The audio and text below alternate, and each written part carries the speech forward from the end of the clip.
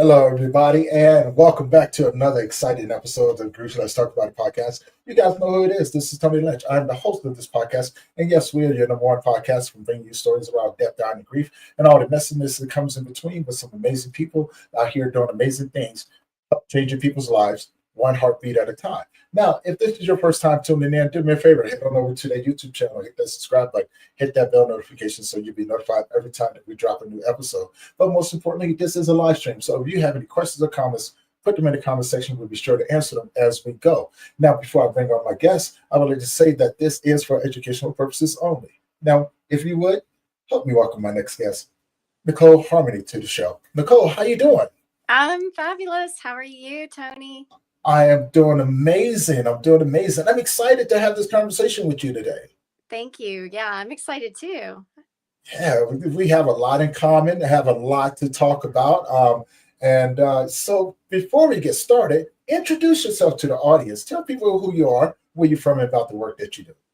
So, again, I'm Nicole Harmony. I'm a holistic practitioner and I work with the body, releasing trauma, the emotions that are associated with it.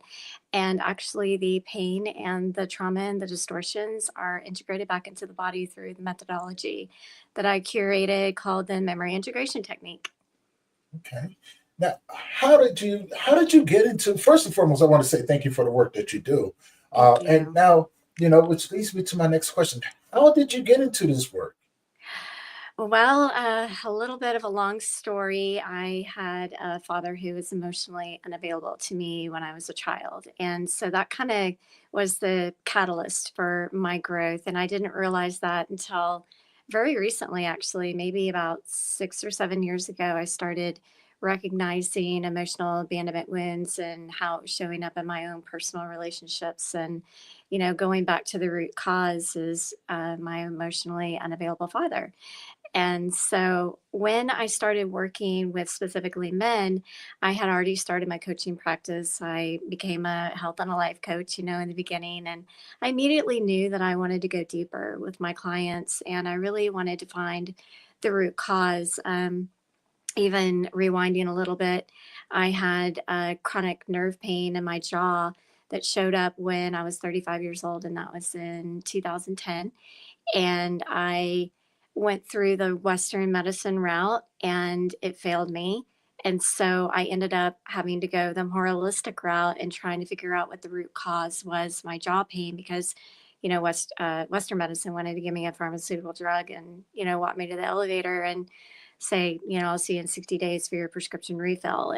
And at the time I was 35 years old and I lost all quality of life being on that prescription drug for all of 10 days that I took it. So I never looked back. I, put Western medicine in the rearview at that moment. And I started unraveling, just the entanglement that I had put into my body with body trauma, emotional trauma, physical trauma. And I started to slowly peel back the layers. And it took, again, until probably about 2018 when I found out that I was actually misdiagnosed by that neurologist in 2010. Yeah. And I never had the condition that he gave me, that he labeled me with. And so then I had to start really unraveling, really pulling back the layer and figuring out exactly where this was coming from. Because the pain did resurface in 2018. It has been gone for 3 years. And then all of a sudden it just reared its ugly head recently after a automobile accident that I was involved in after I got back from my travels in Asia in December. So anyway, I'm going off base here. So I No started worries. to really dig into my emotions and dig into the shadows and seeing how I was shifting everything in my life and my clients at the same time. And I just began to recognize how trauma lived in the body and how your body was always bringing forth the messages through the pain that it was creating. And that could be emotional pain, physical pain, mental pain. And so I just started to read a lot, listen to podcasts, listen to, the Peter Levines and the Gabor Mates of the world and reading and taking continuing education classes. And it was about 2 or 3 years ago that the methodology that I practice now, the framework that I have, was essentially downloaded to me, and I started practicing on my clients and seeing, extremely amazing results. And I started taking notes, and it was almost like a clinical research, even though I'm not clinically trained. And then I just, yeah, came upon this methodology that works 100% of the time and gives amazing results. I love that because, for one, I love the fact that you said download because Mm, it's like a gift, right? yeah. And sometimes we don't know where it comes from, but Hmm. just like how I sit up here and we talk about grief and things like that, I tell people I don't know where it came from. I don't know where this knowledge came from. Yes, I have a lot of lived experience, but the extent of it, the vastness of it is beyond anything I've ever imagined, right? And it just keeps coming. It just keeps coming. Hmm. And it may not make sense to a lot of people, but it definitely makes sense to the ones who are downloaded with this information. And I find that very, very fascinating. So now you mentioned something earlier, how that chronic pain was in your jaw. Now, Hmm. because and the reason why I have this question is because most time when we talk about trauma and grief living within the body, we carry grief within our gut, we carry it within our heart, we carry it within our lungs, and things like that. So when you say that it showed up in your jaw, it kind of adds a new dynamic to everything, Yeah. right? It really does because that is something that is not talked about and the misdiagnosis of it, Yeah. right? And Yeah. and that's scary. That Yeah. that is truly scary, right? Um, but I think my thought is on that is that because a lot of doctors are not trained in the areas of trauma or grief Mhm. or mental health and things like that, they often try to look for simple solutions for these problems. Yes. And I want to get Band-aids. your yes, they do, and what they do, and this is where I have my problem. Okay, what they do is that they give these individuals these pharmaceuticals, Hmm. and these individuals become addicted to them, Hmm. and then they punish them for being addicted to them. Hmm. And I think a simple conversation outside of the realm of pharmaceuticals can solve a lot of those misdiagnoses. Oh yeah, but they want us dependent. They don't want to. They don't want to cure us. They don't want to heal us. No, There's no money in that. that's very true. That's very, very true. But you also said something which is my area where I love. I love so deeply. You said that you work primarily with men. Hmm. What was your deciding factor of working with men? When I started to micro niche down into the coaching space, I was working with a business coach, and I threw out my to my community this opportunity to do a market research. I was trying to do like a demographic, type of market research. So I threw it out to my community, and 85% of the men, or 85% of the people that responded back, were men. And then when I got on the phone calls with these men, I recognized that there was not a safe space for men to lay down their pain. And Mhm. the way that these men responded to me holding space for them, I knew that it was my duty. It was my purpose and my mission to step into that space and hold that space, because for them to be able to release the level of emotion that they did with me, I knew that I had something special and it needed to be shared Mhm. with the men. Nice. Now I want to talk about some of. Do you ever have any challenges working with men? Reason why I ask, right? And this is the reason why I primarily work with men is because trauma bonding, Mhm. and things like that. Like I have to be very mindful. I have to Mhm. practice a lot of discernment, and I have to be very careful, right? Which is the reason why I'm very observant. Which is the reason why when I do go into these spaces, I know how to keep my mouth shut. I listen to people, and for the most part I let individuals lead the conversation, especially when it comes down to women, right? Because I never want to be disrespectful towards anyone, but I also have to set certain boundaries in that aspect. So there's no misunderstanding of the sort of relationship that I have to have with them, and it keeps me safe for the most part, right? So I want to talk to you about some of those challenges um, that you may come across in that space with men. So I make it a very intentional effort to not create any leaky energy in my containers. I'm the leader in the container. I'm the masculine in the container Mm, because they are the vulnerable ones. They are the ones that are, going to be accessing those emotions. And so if you say, what difficulty do I have? The most difficult I have is for men to say yes to themselves and their healing because they don't feel like that they have the space or the right to heal.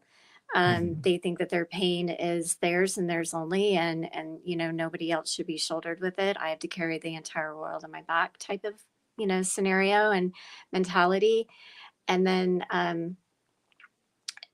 the other thing is having them prioritize self care for themselves and realizing that they cannot pour from an empty cup, that they have to fill themselves up. And men don't recognize or realize even how to do that.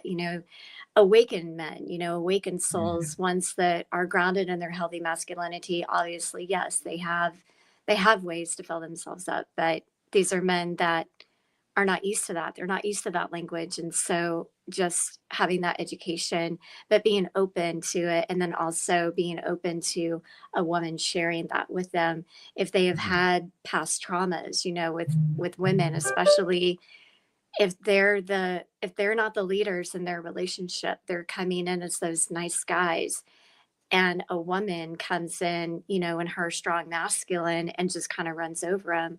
Whenever they get into a space with another woman, they automatically believe that that is the way that they're going to operate because that's their baseline. They probably had a mother that was like that as well. They're going to follow that through, that they're going to follow that thread throughout their relationships. And mm. so, sorry, my jaw's getting activated a little bit. So then when they step into the space with me, it's almost like I have to, it's not proving myself, but I definitely have to approach them in a more um, compassionate way and be patient with them to open up and not force them to open up as well. Mm. I could definitely relate to that as being a male myself who has had to, well, I had to create this space, right? Hmm. Because when I first started, there was nothing out there for us. It really wasn't. And I used to go to those support groups, Nicole, and I would go because after my last attempt at unaliving myself, I decided that I needed some help, you know, and because that was a dark place. It was a very, very dark place. And I knew that if I didn't get help, the next time that I did, I was going to be successful. I was almost very successful in that attempt. And so when I went to these spaces, I found there was there was people who did not understand it. Like there was an expectation, right, which gave me the light of that light bulb.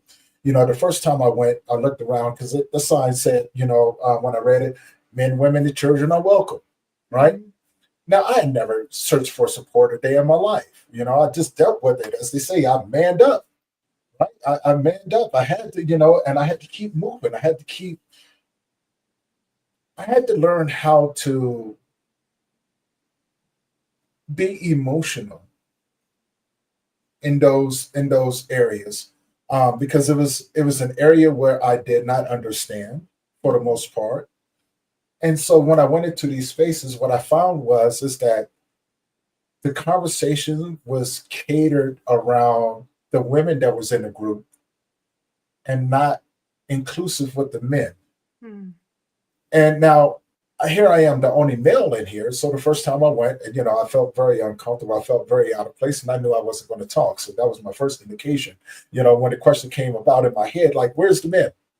And I looked around. I went, yeah, this is not it." So I found me another one, and I went to that one, and the same thing happened. So then it dawned on me. It was like, now I know why the men don't go. Right? There's two things about people don't understand, and I'm sure you understand this. When men go around a bunch of women, it becomes a competition because most men would look at that and think to themselves, "I have to prove to you that I am worthy of being a mate."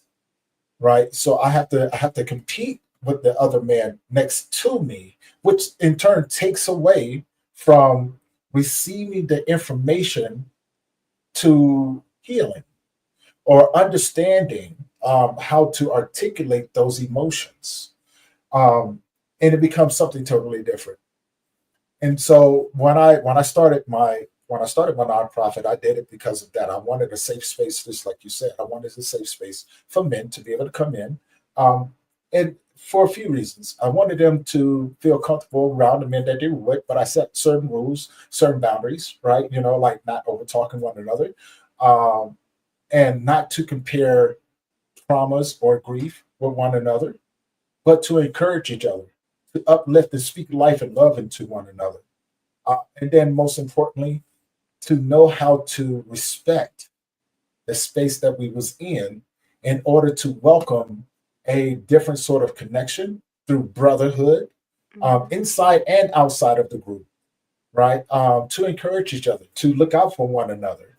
And for me, that was the missing part that I've always searched for when I came into those spaces with those men. I was always looking for that connection with those. Like, how can I relate to you? Can I trust you? Right? Because now I want to get your thoughts on this because society teaches us that we cannot trust people, that most individuals that we come across are not safe for us. Like, people would teach us that if we open up our mouth, they can take it and use it against us, right? Criticizing us, calling us weak, calling us very sensitive. And you was being raised by a father who was emotionally disconnected. What is your opinions on that right there? So there's a couple of things I would like to reflect back. When you said that you went into the support group and it was just you and a bunch of other women and maybe some children, and that you didn't feel yet comfortable, opening up. I completely honor and validate that in the emotions that you were feeling around there. One thing I would like to reflect back to you is when when we have those beliefs, it's not necessarily the a society as a whole, but did you feel comfortable around the women in your life when you were a kid, opening up and being vulnerable? To answer that question, I was always told to man up. I was always taught not to cry. I was Mm, always taught what my role was as a young man.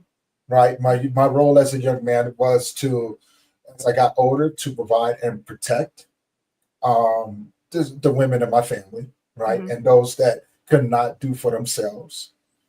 I was told to stand up on your own 2 feet and never to back down from anyone or anything. In turn, when certain things happened to me, I was looking for someone to come and save me until I realized no one was going to come and save me.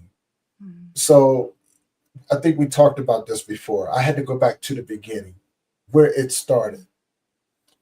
Um, and that was age 6, childhood molestation. And in that moment when it happened, I did go to the people that I thought was there to protect me, and only to get told, "Boy, no one does that to a young boy. You need to stop lying. You need to." Just do what you're supposed to do. Go to school, keep straight A's. You know what I'm saying? Protect your sister. Be the man of the house. I had a father. My father was there. My father taught me the same thing. Boy, when I'm gone, you got to take over. Right? It's going to be your duty to make sure that that the household is functioning the way that it's supposed to. So, long story short, I was this was embedded to me at a very early age, Mm-hmm. right? Which turned me into a very violent individual on one end, but very smart on the other end. Whereas I learned how to function around family and learn how to survive in the streets. So I became what most people will call a battle dog, right? And what that means is that I did not shy away from fights or violence. Nothing, nothing scared me. I learned how to detach emotions because the one rule that I learned when I got into the streets was that emotions would get you killed. Mm-hmm. You know, so I had to, in a lot of ways, which sculpted me and damaged me in ways to where I had a lot of issues, trust issues, abandonment issues. I was quiet for, oh my God, I didn't say nothing to anyone for probably around 22 years. Mm-hmm. I really didn't. I did, the most that you would ever get out of me was like, so, right? Those that knew me knew me. Those that didn't know me didn't want to know me, because it's just the way that it was. So hopefully that answers your question a little bit. A little bit. So I'm going to fast forward from that moment when you walked into that support group for the first time and where you are now. How would you feel walking into that support group now with only women and children? To be honest with you, I wouldn't. Um, for the simple fact of it's a respect thing for me, right? I wouldn't go in to infiltrate that space because that is their safe space. And I don't want to do anything to take that away from anyone or to put myself in a position to where it can be very awkward. So this is why when I go into spaces with men, I feel a lot more comfortable in that space. I understand it a little bit better, right? Because these are people that have walked similar paths to me, Mm. and there's a sense of trust with that. Reason being, and this is going to sound messed up, but when my son passed away, I had a girlfriend at the time, and 6 months after my son passed away, I was going through it. I was really going through it, and she asked me a question, and I simply said, "I can't do it right now." Her reply to me was, "It's been 6 months. You should be over it." Mm. I realized right then and there that no matter how old or who people were, I couldn't trust people. So I surrounded myself with people that I can relate to for the simple reason if I got those men to open up, they would not dare use what each other was going through to try to injure anyone or to try to take advantage of them. And so that is one of the reasons why I would not step into a space with women like that because I want to always be respectful of them. But also, I also have to walk in caution with myself, even to this day. Thank you for sharing that. Um, what it sounds like to me, what you're saying to me is that it's not necessarily stepping into the space and being respectful of the women, yes, that's definitely honored. But it sounds like that you don't feel safe stepping into that space with the women because women have not created that safe space for you to trust them. Is that fair to say? Yes, but I want to add to that, right? It's not necessarily that I don't feel safe around them. As a male, I have to be very cautious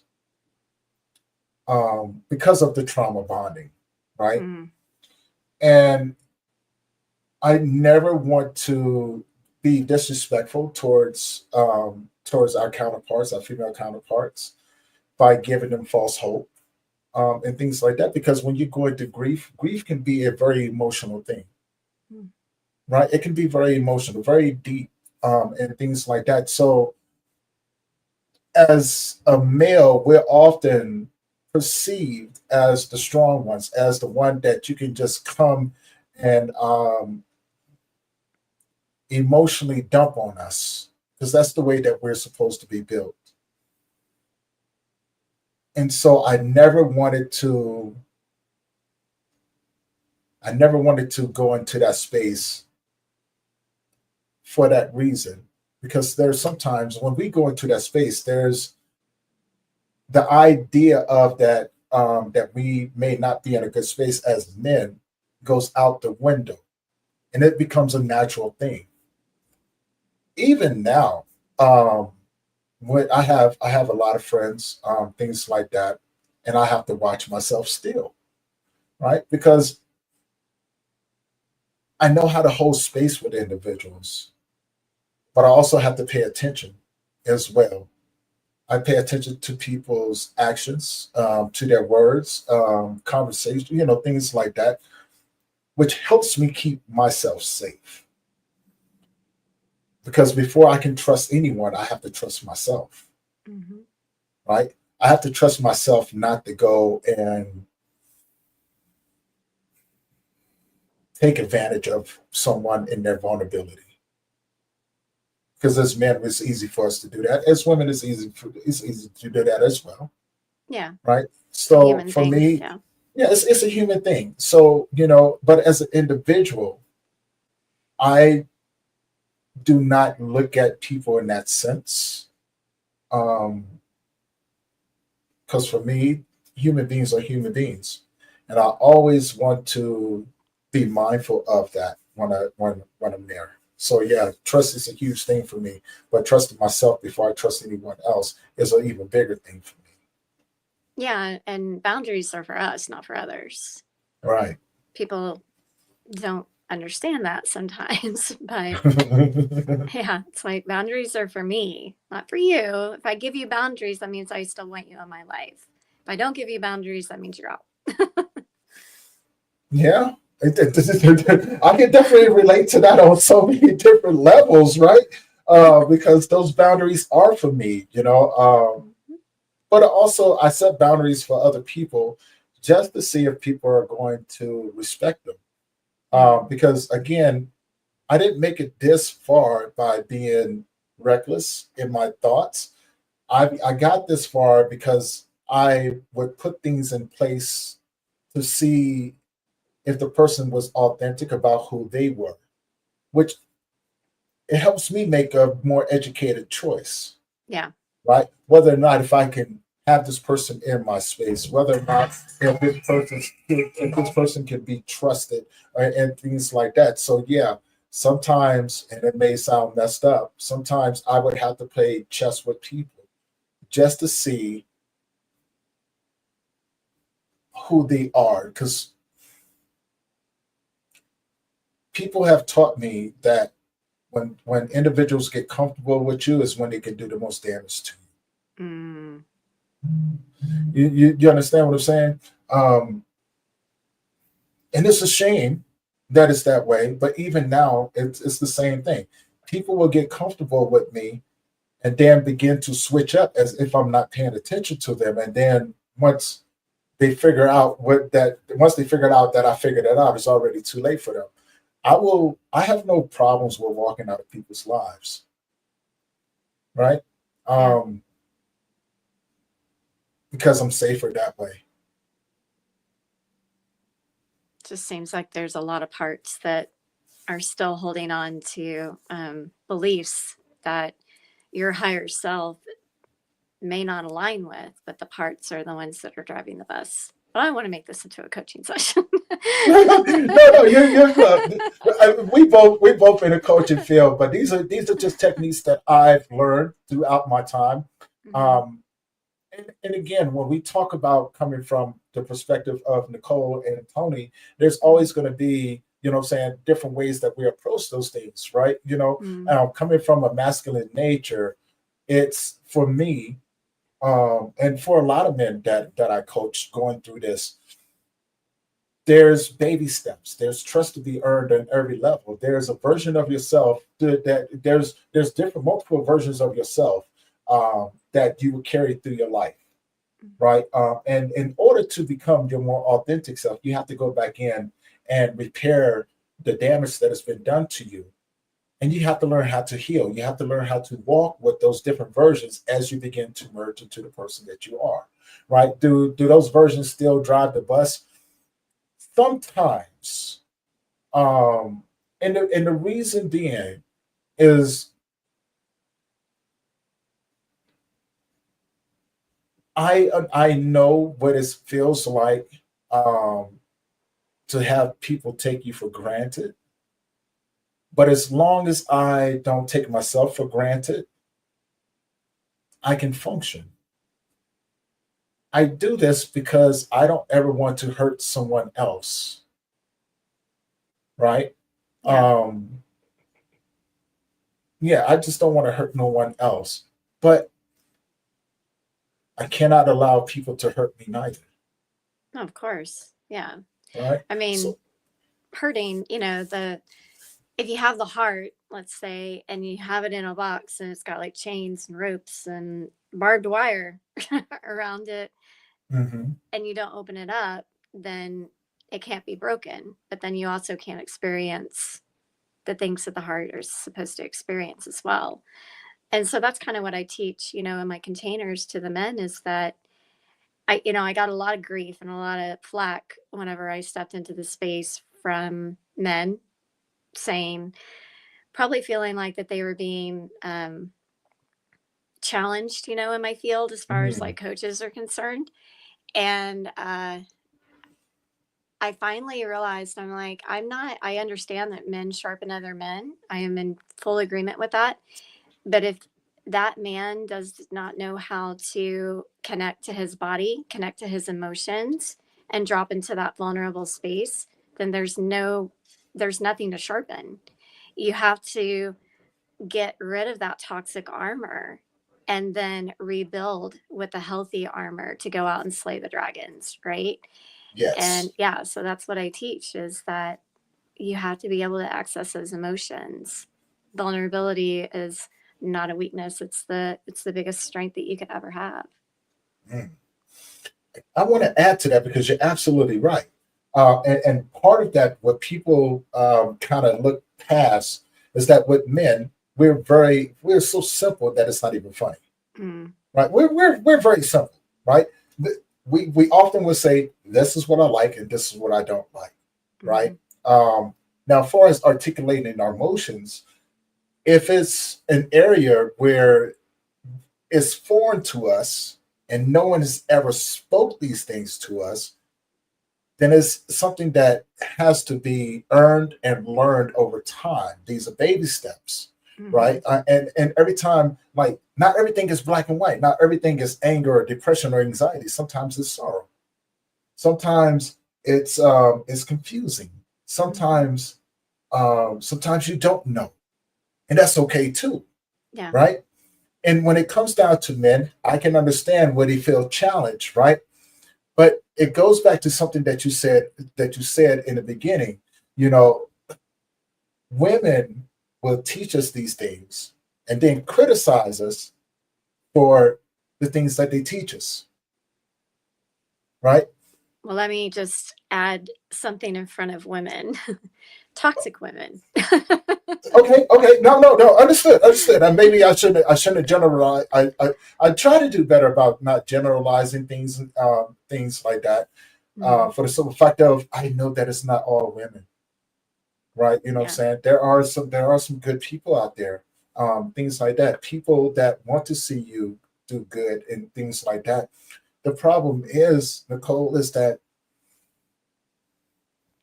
we have to go through so many of the hard ones before we get to the good ones. Yeah. And Would you be able to unfortunately, learn the lessons and you do the soul's evolution that you were sent here to have mm, if you don't? very, very true. Yeah, no, very true.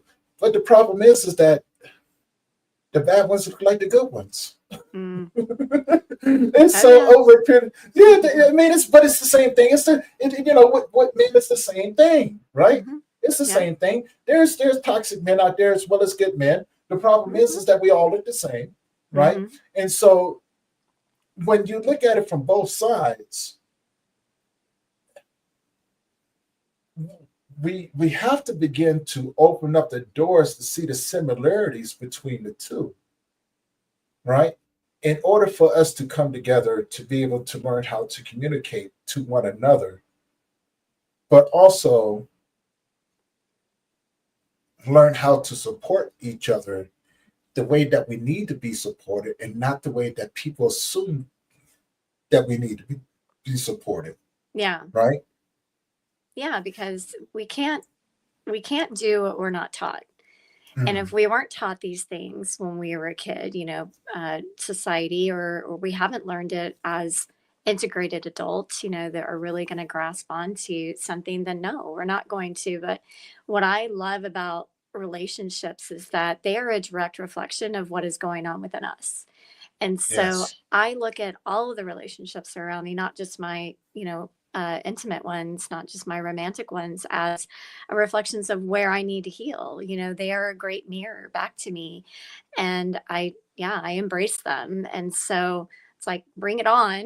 I'm kind of like, I've Yeah. done all this work. I've been single for almost 3 years now. And I'm like, let's go, bring it on, because I want to see the fruits of my labor in the intimate relationship. I want to be able to practice what I have been taught. And so, yeah, I get that when we are in it and we have those rose colored glasses on, and, we're in the honeymoon phase, and then it all of a sudden turns to, shit, basically. Um, it's for, again, it's a direct reflection of where we need to heal. Do we have the ability and the guts and trusting our intuition and practicing that discernment to actually get out of the relationship, and Mm. end things, and realize that we are worthy. I mean, I it's a myriad of different options and different things, and just the different directions that relationships can go. But we have to be able to open our hearts, and we have to be able to open ourselves to being hurt in order to have the lessons and have the soul's evolution that we were sent here to have as humans.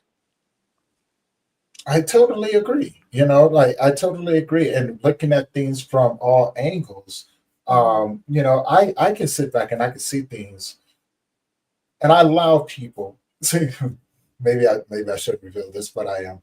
I allow people to make their choices, on how they want to be treated. Reason being, I am open, right? I am open to seeing it, but I won't willingly let someone do damage to me that I have to heal from, if that makes sense, Yeah. right? Because I've had to do a lot of damage. I mean, I've had to do a lot of healing in my life in order to get to where I am today, and I hold that very dear to myself. The knowledge that I've obtained, the direction that I've been in my life. Like I was, I'm gonna go to a conversation that I had with some college students not too long ago, and it was some young ladies.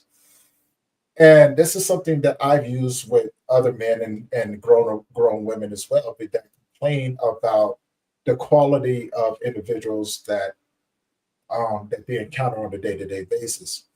I tell them, when you're uncomfortable, when you're so used to the same things, look at the pond that you're in. Look at the pond that you're in. The pond that you're in is the one that you've been in your whole entire life. Hmm. If you're tired of the same things, go to another pond. Go to another pond. And so the reason why I say that is because in order to get something different, you have to change the environment that you're in. Hmm. Then from there comes mindset. Then from there, it becomes welcome people into your life that complement the life that you're trying to live. What I mean by that, make sure that you're aligned with a person that has goals and dreams and purpose and ambition, that encourages you to speak life and love into you, that does not criticize you, but knows how to uplift you and reciprocate it back to them. Now, if those things, for me, if those things are not present, it's probably best that you don't be in an environment where it can be very damaging to you because no one wants to hurt, right? No one wants to do that. That sucks. Hmm. Yeah. But I agree with what you said. You have to be open to allowing yourself to explore the unknown, as scary as it may be, and taking a chance. I don't know, it's been a while for me. So, I can't speak for everyone because we live in a different age and time. I come from a time where courtship was welcome. Hmm. Now, courtship is one of those things that's not talked about. Chivalry, opening up the doors, saying thank you, yes, ma'am, no, ma'am, um, and finding someone that you can build with, because everybody wants to be independent. I say, hey, if you want to be independent, then be independent, but don't expect other people to hold up to the same expectations that you may have for yourself. You will always be disappointed. Oh, yeah. So there's a lot of variables that go along with that. Yeah. And, going back to what you were saying about the pond, are you familiar with the term baselines? I am. Okay. So if that person in that pond, if the pond was, I don't know, murky with moss and whatever, and that's what the frog grew up with, right? Like that's the pond that the frog grew up with. And then the frog jumps to another pond and it's clear and beautiful and there's little fish swimming around and everything. They're not going to feel comfortable in that pond because they're used to the normal. They're used to their comfort zone. And Hmm. so that's Hmm. where I come in, is that I help them to recreate a new baseline by creating those new neural pathways of what they're wanting. This is what they were born into, but this Hmm. isn't what they have to settle for. This Hmm. is not where the nervous system needs to find regulation. This is different, but this is what you're wanting. Let's figure out how we can allow those parts to integrate and become emotionally regulated in the clear pond. I agree. I agree. And I would like to add to that as well because you said, you mentioned something that's really important, but I want to add to what you said, the emotional regulated statement. There's also emotionally awareness and emotional intelligence, and you can't have one without the other, but it takes time to develop in all different aspects of it, right? Because emotional regulation, meaning, as now, again, when I speak about this, I'm only speaking from my perspective as being a man, being emotionally regulated, meaning that I have to check myself, right? Am Mm-hmm. I am I reacting to a situation or am I responding to a situation? What I mean by that, am I allowing my emotions to dictate my actions?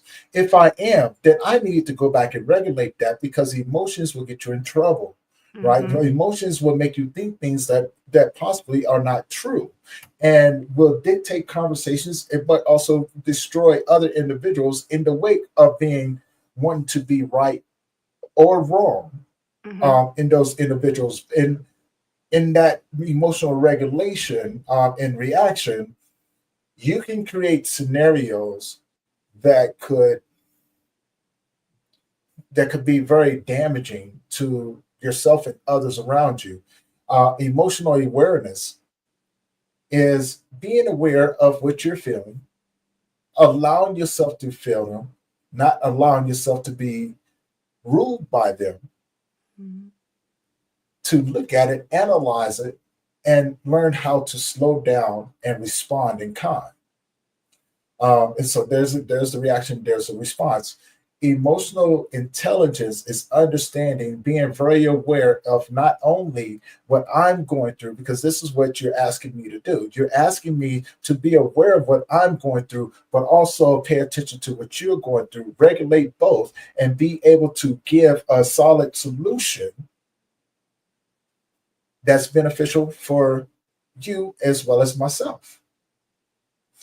When we speak about grief and trauma and addiction and mental health and things like that, there's those things do play a factor in that, especially if a person, as you said before, if a person is comfortable um, with chaos, to put them in a well mannered environment can cause chaos because that person will constantly seek it. Again, mindset is everything.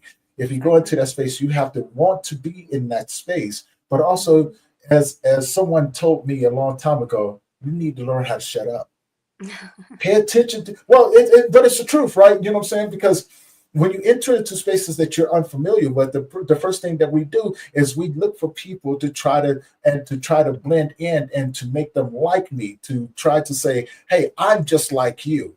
Instead of saying, hold on, let me shut up, let me pay attention to who's in this space with me, right? So men and women alike, you know, go into a space and learn how to just don't say nothing.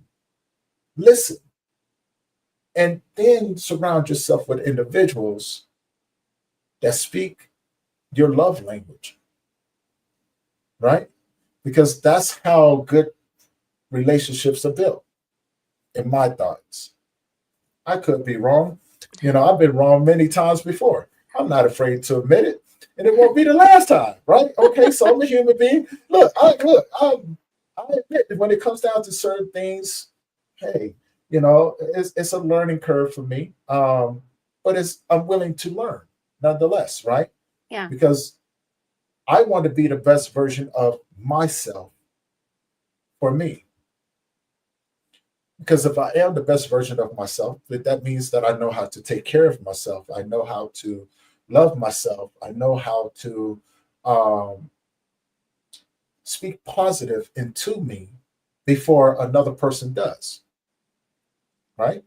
Right. And that comes from healing the grief and the trauma, Hmm. the my alcoholism, my violent tendencies from a child up into an adult. Um, but yeah, what are your thoughts? What are your thoughts? So when you were talking about basically what I'll call the dark masculine, the shadow parts of us that we are trying to hide, and you're talking about how you have to check yourself. Yes, absolutely. But there's also that aspect that is still the suppressing of the masculine of the man, where now they're becoming more like quote unquote simps, and they're not expressing their Mm, emotions. They're not showing those shadows. They're not showing that dark masculine, and there's a duality. You have to, in order for the light to be shown, the dark has to exist, and vice versa. So spiritual bypassing is a big thing right now, where people, they're walking around, they're preaching love and light, and they're like, oh, go meditate on it. Well, no. You can go meditate, but that part is still going. And when I say parts, those those are actually pieces that you have disassociated from. You have shattered away from your true soul, your soul that's walking around, floating around your auric field, almost like little pieces of glass. And when you don't integrate those, there's no coming back to your true self, there's no creating that mosaic. And if you continue to spiritually bypass by going and sitting in some sort of plant medicine ceremony, and uh, I'm a huge cheerleader for ayahuasca, psilocybin, all the plant medicines, but you have to do the work. You can't go sit in ayahuasca and then come out thinking that everything is magically changed. You have to do the hard work. And I think that that's where there's a disconnect. We've kind of gone here and now we're kind of going down a little bit because yeah, we got the attention. People are starting to connect, with themselves, but there's still that shame that is surrounding, our community. And unless you embrace that darkness, then the light can't exist without the dark. So if I could say one thing to the men that are watching, yes, check yourself, don't be violent, but also be comfortable sharing that strong masculine energy that may come out in a rageful form, as long as you're not hurting somebody. Primal scream, that's a big one amongst the men. Chopping wood, getting that energy out. Don't suppress it. Don't create a culture of stoicism. I definitely agree, and I think we talked about this the last time, right? There's some people that will embrace stoicism, but use it in a way to where it's a positive, strong thing. And how do you mean It, by that? Because I remember that from the last podcast that you did, or a right, podcast I was watching and commenting on. right. So I've talked to a couple guys who have embraced stoicism and used it in a way to where it became beneficial for other people. Right, you know what I'm saying? Especially with the masculine man, stoicism has its place, to where it can, depending on the individual and your mindset, because everybody's different. And so stoicism is not for everyone. Okay.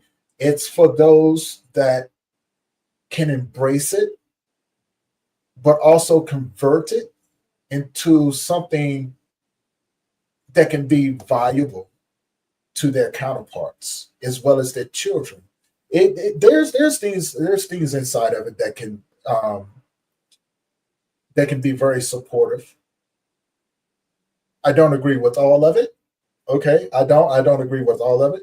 But just like everything, there's if I dismiss the whole thing, I would miss out on the opportunity to learn to be better, but also how to incorporate it so I can be more effective in the area of gifting and servitude to other people.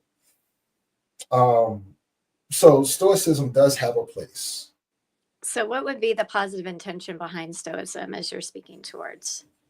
Well, when you speaking to a man who has been fighting their whole entire life, most men in that situation are looking for a leader. Those are what you call your soldiers, right?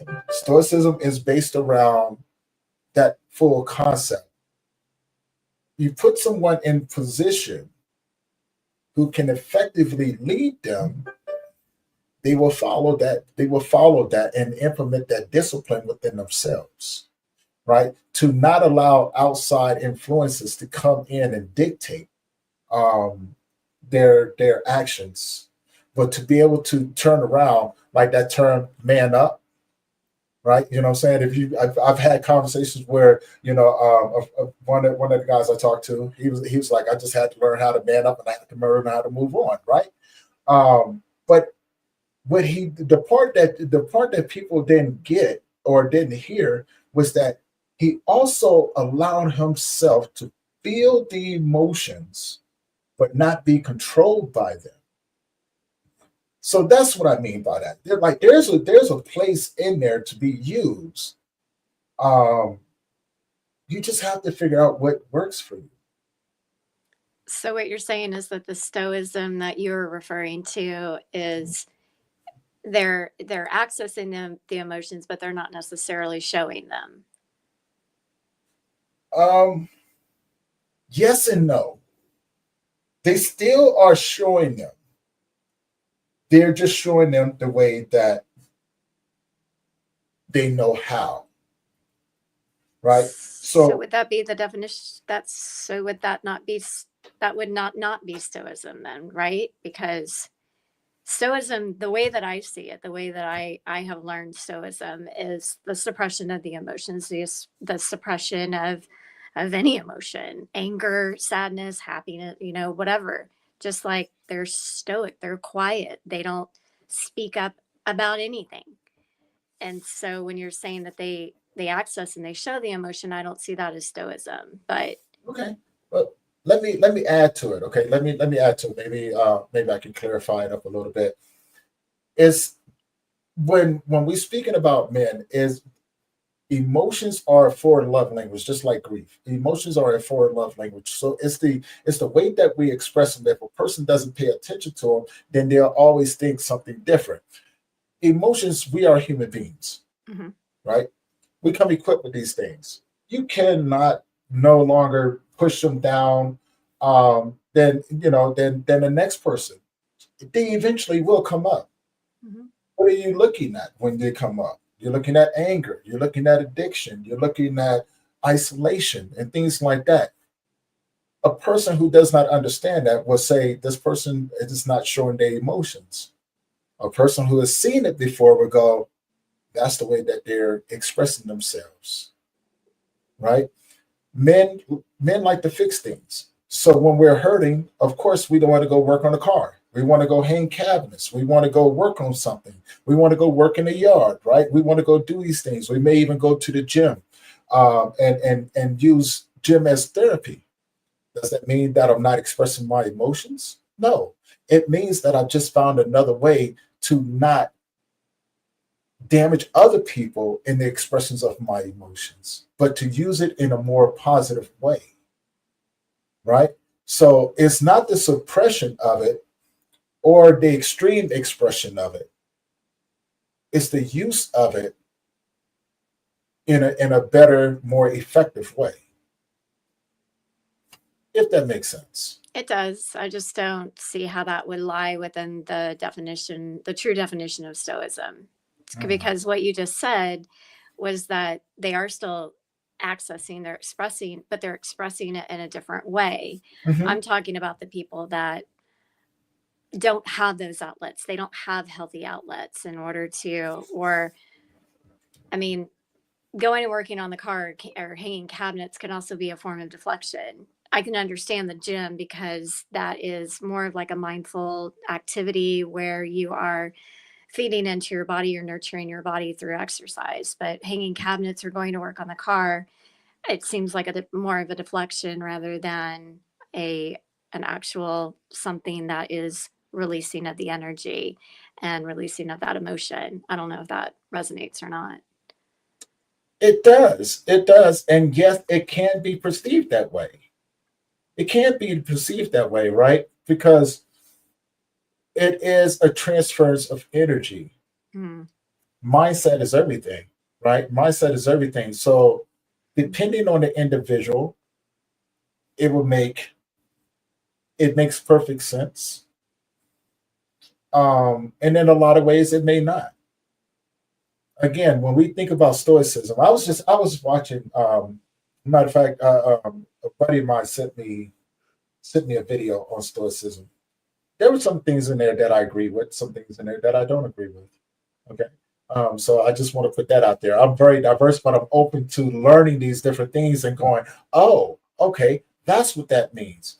In Stoicism, there's a lot of hidden meanings in the words that are being said, right? So it's like speaking in code in a military, so to speak, right? You know what I'm saying? And so going back to a person who's been in combat, of course, when you're being taught certain things, you have to learn how to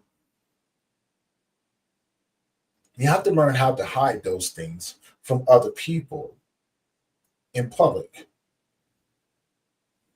doesn't necessarily mean that you suppress them in private.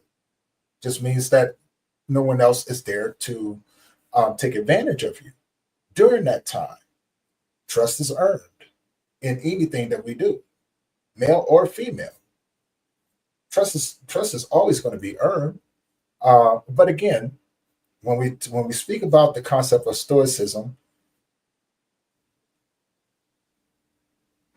it can be perceived as something very emotionless, right? But like I said, there's people out there that have turned that into a very positive things that are not afraid to express themselves or to suppress the emotions that they feel, right? You know what I'm saying? They just do it in a different way to maintain their perception of masculine. Females to maintain their perception of feminine, right? So it can go hand in hand with one another. It can. It just seems like that those are a few masks that are floating around because, Ah, you know, yes. what Yeah. mask do you need to put on to go out in public? Are you speaking your truth and staying in integrity of your truth if you're having to put a mask on Hmm. when you're out amongst others and not in your own little comfort zone? Well, that all depends on the trust factor. That depends on the trust factor from male or female. Are the people you around people that you trust? If not, then yeah, you're always going to wear a mask. Meaning that these individuals that you've surrounded yourself with have proven to you that you have to keep yourself safe. Unfortunately, people will continue to surround themselves in that manner because it's comfortable. No one wants to go outside of the comfort level. It's comfortable to be in a chaos. It's comfortable for me not to trust you because if I do not trust you, that means I can always keep myself safe, Mm. right? So if I'm around people who do not welcome the possibility of me expressing my emotions, it makes it easier for me to be able to say, I don't need anyone. It makes it that much easier. Or it just goes, I'm going to learn from this individual by separating myself from the situation, but learning how to listen to add to what I'm doing. So when you're growing through these different areas, it's important to know who can be a mentor um, and who's not, right? Hmm. Because if you was like if there's a lot of men like myself that was out there who didn't have a male role model that had to learn through trials and tribulations. I my role model when I got old enough became God. Now I'm not a religious individual, right? But I do believe in God.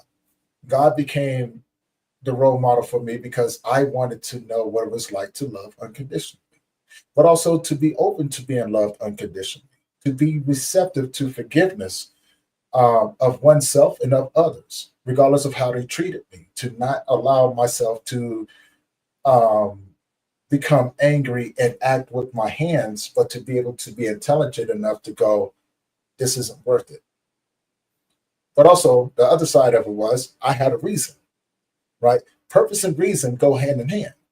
The reason was I wanted to be a role model to my son. I wanted him to show him something different from what I had learned. And so, since I knew he was always paying attention to me, I wanted to make sure that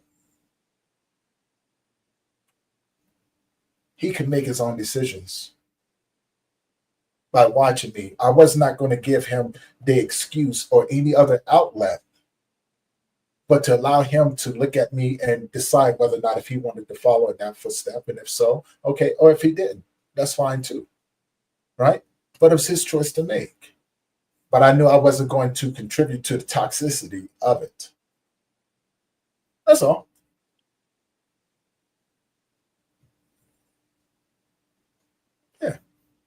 if that makes sense. It does. It does. Okay, yeah. Okay. Yeah. So, oh, Well, go ahead, please.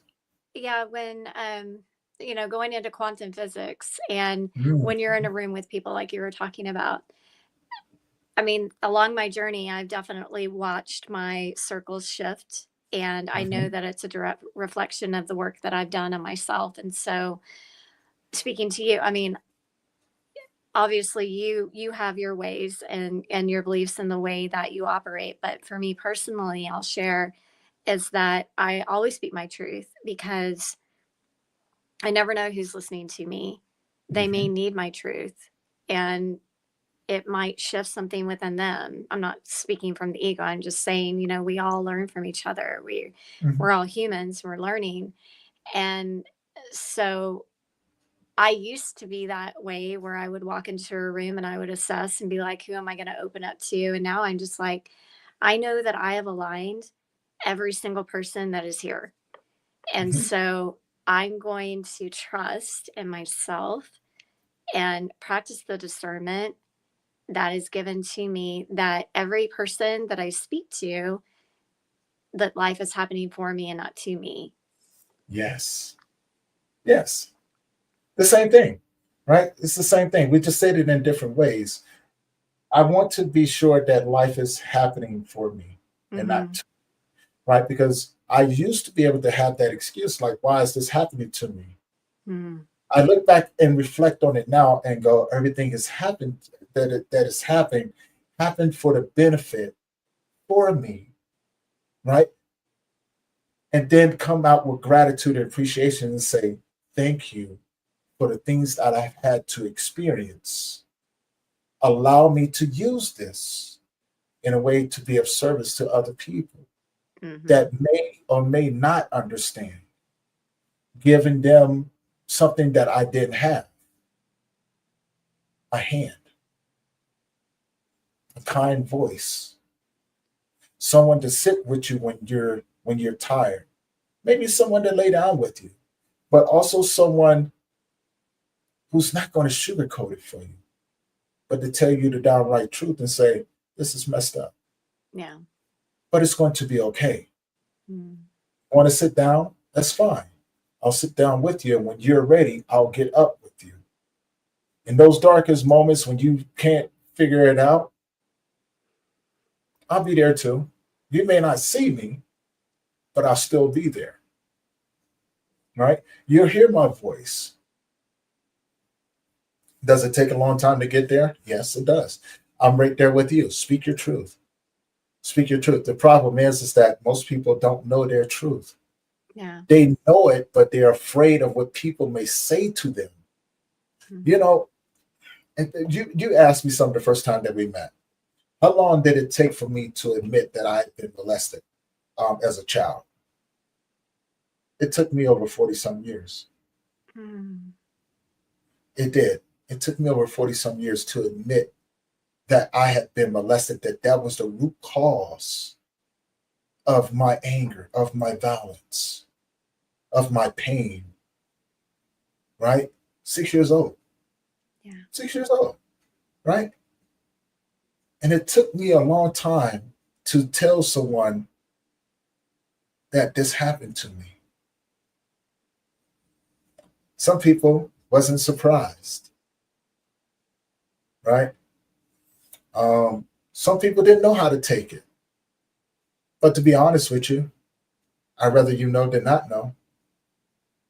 So when I sit around with that young man or that young woman who has been abused sexually as a child, and I sit in that space with them, I speak my truth because I want them to know that I come from a place to where I may not understand what you're going through, but I can relate to what you're going through, what you're feeling, the confusion, the and the misunderstanding that you may think that there's something wrong with you.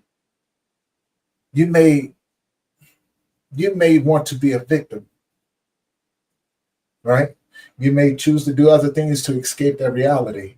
So when I speak that truth to people, I let them know that I was there too. I was you. I was that individual. Problem is that most of us are too afraid to admit that we are afraid. Mm. There's a quote that as we begin to wrap this up, there's a quote that um, learned very deeply, and I still dive deeper into it. And the quote goes, the biggest fear is that when people look you in your eyes, that they see you the way that you see yourself when you look into the mirror, Mm. right? The question is, what do you see when you look into the mirror? The second part is admit that you're afraid. There's nothing wrong with it. Admit that you're afraid and begin to work from there. But you have to do some simple things. You have to first admit that you're messed up. Secondly, you have to admit that you're afraid. Third, you have to want to change to be better. And then, if you're lucky enough, you'll find purpose in that journey of healing. And that's where the true reward comes in that, because, as you said, Nicole, it didn't happen to you, it happened for you. I'm not afraid to admit it anymore because I can care less about what people think about me. Their opinions have nothing to do with me. And that's what I want other people to understand. A person's opinions have nothing to do with you. Nothing. Yeah. It's just theirs. What is the opinion that you have of yourself? Oh, me? That's no, no. For Oh. no, no. For most people out there, I'm saying that's the question what is the Yeah. opinion that you have of yourself? Right? Do you see yourself as worthy? If you do, then act accordingly. Well, Right? people's opinions have more to do with how they're feeling about themselves than Mhm. anything else. That's true. That's very, very true. So, Jesus, I'm over here choking to death. Um, uh, Rachel, so as we begin to wrap this up, do you have any words for the audience? Just, the men that are listening, just follow your heart, follow that thread of energy. If you have come upon this podcast, then there's a reason for it, and just follow that energy thread. If you reach out to Tony or myself or somebody else, just reach out for support. You're not alone. You don't have to be alone. Don't ever think that you're alone.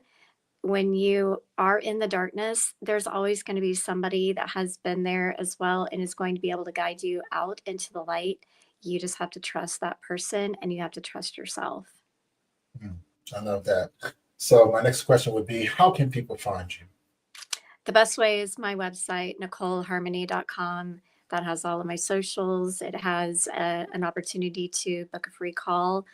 It has some free downloads, all of the podcasts that I've been on, any landing pages that I have for retreats that are coming up. It's like the one go-to source for everything.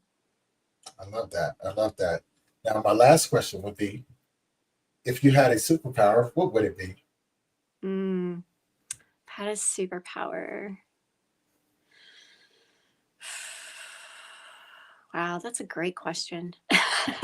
Absolutely. um, I would say being able to jump timelines. Hmm, Yeah. I mean, we can do that anyway. So, but that would very be true. that would be a superpower that I would love to give to everybody, to be able to jump timelines. Uh, not to see, what is, but we're all living on this parallel, and there are people that, jump timelines and experience, the Mandela effect and, that kind of thing. Mhm. But being able to even jump from the 3D to the 5D to the 7D, Mm. the 3D, living in the muck, living in the matrix, connected to the matrix, and then jumping into the 5D where you can, be in a peaceful place and in a place of balance and harmony, and then take that knowledge and go back into the 3D and being able to shift between the two. That would be my Love that. superpower. Which I I love kind of that. have that anyway. So And not that's calling okay myself a because superhero, but yeah. I think it's okay um, to be the superhero in your story Mm, because too many times we're elected to play the villain in everybody else's. mm, mm. Yeah. So it's okay. It's okay to be the superhero in your own story. Well, it's I funny actually that you encourage it. mentioned that. The what I when I thought about this for the first time, I remember being in my condo in Mexico, and I was like, "Wow, this is my simulation. I'm creating all of this. Hmm. Every person that I have is either a mushroom, a star, or I can't even remember. The Super Mario's is what I'm referring to right now." I love it. You brought up Super Mario. We got to talk about this, Nicole. We got to talk about this, right? The Super Mario, that's old school. Okay. Yeah, yeah, That's old school, right? But I can dig it though. I can yeah, definitely dig when you brought that up, I was like, yeah. I mean, everybody okay, that we bring in, it's to get us to the next level of our life, right? We either have the mushroom, the star, or the turtle. You know, the turtle kills us. The mushroom, mushroom gives us like energy, and then the star gives us like super yeah. energy. But yeah, it's like how many people, you categorize the people in your lives, and that don't be afraid of the turtles, that are going to knock you down, because then that's just going to make you stronger to rise back up and get even higher, stepping higher into your power, higher, more into your true selves. That's where it comes in at. Most people are afraid to step into that, right? Mm, Because there's a fear that you may be hurt, mm, yeah, right? That, like you said, the turtle can kill you, yeah, but if you can get past the turtle, then maybe the mushroom, then maybe the star. yeah.